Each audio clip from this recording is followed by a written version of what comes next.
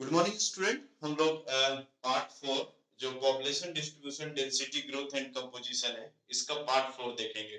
ठीक है, तो पॉपुलेशन ग्रोथ इसका टॉपिक नया टॉपिक है और हम लोगों ने ये डेफिनेशन से लिख के रखा है कि change in population in a particular area in a particular time. मतलब एक पर्टिकुलर एरिया में मतलब पॉपुलेशंस का बढ़ना, एक पर्टिकुलर एरिया में पॉपुलेशंस का बढ़ना एक पर्टिकुलर टाइम में, ठीक है ना, उसको हम लोग क्या बोलते हैं? Populations growth. ठीक है ना, उसको हम लोग क्या बोलते हैं? Populations growth. तो ये पॉपुलेशन जो ग्रोथ है, ये जो ग्रोथ होती है इसके लिए कुछ कंपोनेंट्स है ना, उसको कंपोनेंट्स हम लोग देखेंगे। लेकिन उससे पहले क्या है कि जो पॉपुलेशंस ग्रोथ है इसको रिप्रेजेंट किया जाता है एज ए परसेंटेज के आधार पे, है ना। परसेंटेज के आधार पे अगर हम बात करें तो परसेंटेज जैसे कैसे पता चलेगा? जैसे हमारे देश में क्या है, एक डिकेडल डिकेडल ग्रोथ रेट होता है ना। डिकेडल डिकेडल ग्रोथ रेट का मतलब हुआ कि 10 साल का ग्रोथ रेट, है ना। ग्रोथ रेट जैसे कहने का मतलब क्या हुआ कि मैंने आपको बताया कि 2001 से लेकर 2011 के बीच का जो सेंसस है ना 10 साल का, उसमें जो पॉपुलेशन ग्रोथ हुआ वो कितना हुआ? 17.64 परसेंटेज के हिसाब से। ठीक है ना, मतलब 10 साल का जो ग्रोथ है भारत का वो कितना है?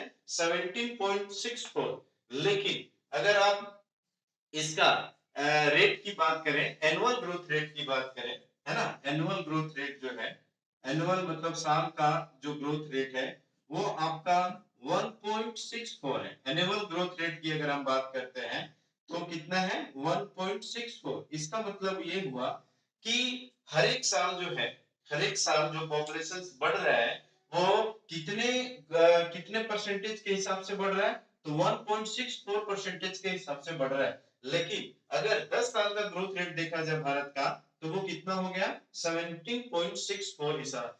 तो ये जो परसेंटेज है ना उसी को क्या करते हैं? रिप्रेजेंट करते हैं। तो पॉपुलेशन ग्रोथ में ध्यान रखना है कि ग्रोथ रेट जो है वो क्या है ये पता चला। डिकेडल ग्रोथ का मतलब क्या हुआ? 10 साल का ग्रोथ रेट, है ना, 10 साल का ग्रोथ रेट। और एनुअल ग्रोथ रेट जैसे नाम से पता चल रहा है कि साल का जो ग्रोथ रेट है ना वो क्या है, तो अलग अलग है। 1.64 ये बड़ा कंफ्यूजन होता है। ठीक है, तो यहां पर हम लोग ये देखेंगे कि जो कंपोनेंट्स है ना, जैसे पॉपुलेशन ग्रोथ को या पॉपुलेशन ग्रोथ को बढ़ने के लिए कौन कौन से कंपोनेंट्स जिम्मेदार हैं ये हम लोग यहाँ पर देखेंगे, है ना।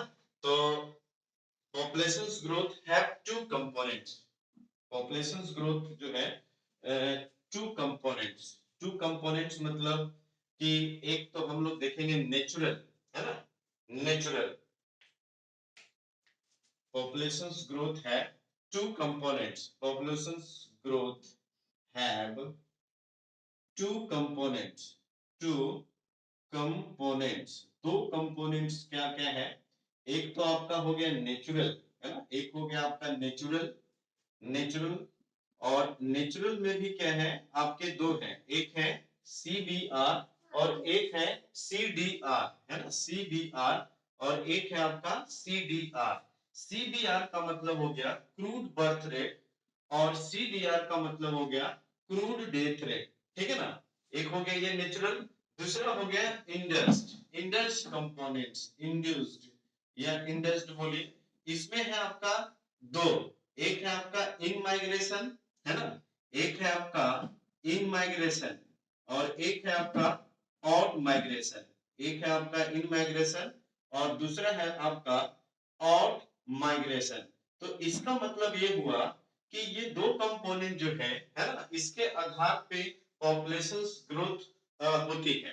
तो सबसे पहले हम लोग देखते हैं नेचुरल। तो नेचुरल में मैंने आपको क्या बताया? CBR क्रूड बर्थ रेट, याद रखना है क्रूड बर्थ रेट। ये क्रूड बर्थ रेट क्या है? तो जो टोटल नंबर ऑफ लाइव है ना, total number of live birth पर 1000 चिल्ड्रन या पर 1000 पॉपुलेशन, है ना, 1000 पॉपुलेशन में जो जीवित बच्चों की संख्या है ना, total number of live birth पर 1000 पॉपुलेशन, है ना, मतलब हजार में से कितने बच्चे जीवित हुए। मतलब जैसे कहने का मतलब हुआ 1000 बच्चे अगर पैदा हुए, ठीक है, उनमें से कितने ऐसे बच्चे हैं जो जीवित है ना। जरूरी नहीं है कि 1000 बच्चे पैदा हुए थे 1000 ही जिंदा होंगे। हो सकता है कि बहुत सारे प्रॉब्लम क्रिएट होने के बाद वो बच्चे जन्म तो ले लेते हैं लेकिन फिर वो डेथ हो जाती है ना।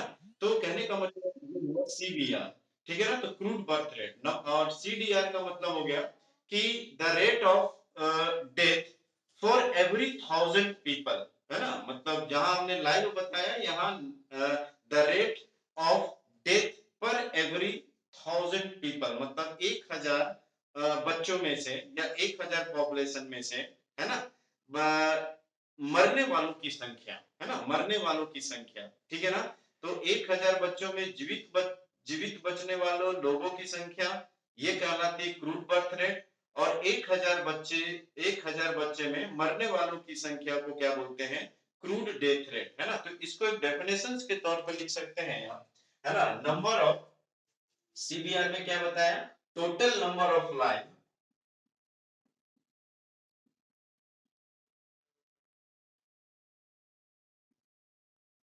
ठीक है, total number of life, life मतलब जीवित, बर्थ पर 1000, बर्थ पर 1000, ठीक है, पर 1000, ठीक है। तो ये समझे आपको सीबीआर का मतलब क्या हुआ कि 1000 बच्चे में से, ठीक है, जीवित बच्चों की संख्या, अगर हिंदी में बात करें तो, ठीक है ना। और इंग्लिश में तो आपको पता ही है कि total number of life birth पर 1000 पॉपुलेशन, है ना। पर 1000 पॉपुलेशन भी लिख सकते हैं, पर 1000 पॉपुलेशन, ठीक है। ये कहलाता है आपका सीबीआर। और सीडीआर में क्या बताया आपको, the rate of death for every 1000 population, है ना। या टोटल नंबर ऑफ लाइफ लिखे हैं तो टोटल नंबर ऑफ डेथ पर 1000 पॉपुलेशन, है ना। Total number of death, total number of death पर 1000 पॉपुलेशन,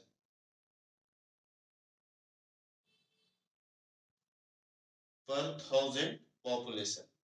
तो इसका मतलब ये हुआ कि अब जैसे मान के चलिए कि कोई पर्टिकुलर एरिया है, ठीक है ना, कोई पर्टिकुलर एरिया है, ये कैसे नेचुरल ग्रोथ हो रही है ये हम लोग देखेंगे, है ना। जैसे मान के चलिए कि पर्टिकुलर एक ऐसा एरिया है ना, पर्टिकुलर एक ऐसा एरिया है जहां पे नंबर ऑफ जो डेथ है ना, नंबर ऑफ डेथ क्या है, ज्यादा है, ठीक है ना। और नंबर ऑफ बर्थ क्या है, आपका कम है, तो वहां पॉपुलेशन क्या होगा, वहां जो पॉपुलेशन है वो नेगेटिव हो जाएगा, है ना। मतलब इट में बी रिप्रेजेंटेड, या पॉपुलेशन ग्रोथ में be represented positive as well as negative. मतलब ग्रोथ रेट क्या है, पॉजिटिव भी हो सकता है और नेगेटिव भी हो सकता है। तो मैंने नेगेटिव की बात किया, नेगेटिव कब होगा, जब डेथ रेट ज्यादा होगा और ग्रोथ रेट कम होगा, ठीक है। और अगर पॉजिटिव कब होगा, मतलब पॉजिटिव ग्रोथ रेट कब होगा, जब पॉपुलेशन बढ़ेगा, मतलब बर्थ रेट ज्यादा होगा और डेथ रेट कम होगा, ठीक है ना। तो उस कंपेयर में क्या होगा, वहां जो पॉपुलेशन होगा वो पॉजिटिव होगा। तो the population growth, this change may be positive as well as negative. तो ये भी याद रखना है कि जरूरी नहीं है कि ग्रोथ रेट जो है या पॉपुलेशन जो ग्रोथ है वो हमेशा पॉजिटिव ही हो, है ना, नेगेटिव भी हो सकती है, ठीक है ना। नेगेटिव कब होगी, जब डेथ रेट ज्यादा होगा, ठीक है ना। पॉजिटिव कब होगा, जब बर्थ रेट ज्यादा होगा, ठीक है ना। तो ये नेचुरल फेनोमिना है, ये नेचुरल, आपको समझ में आया क्या, आपको ये नेचुरल जो है कंपोनेंट सब समझ में आ गया होगा, ठीक है।